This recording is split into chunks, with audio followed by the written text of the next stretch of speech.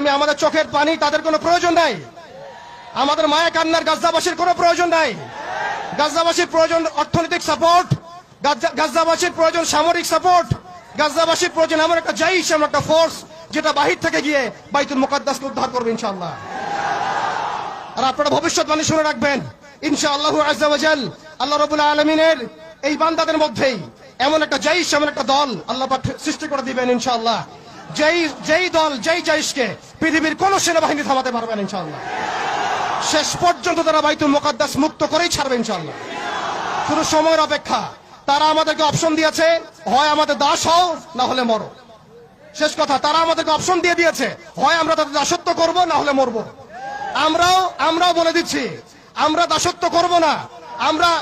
আমরা হয় শহীদ হব অথবা স্বাধীনতা ছিনিয়ে নিয়ে আসবো ইনশাআল্লাহ। হয় আমরা শহীদ হব না হলে স্বাধীনতা ছিনিয়ে নিয়ে আসবো ইনশাআল্লাহ। আল্লাহ পাক আমাদের বাংলার তাওহীদের জনতাকে কবুল করেন, আমিন।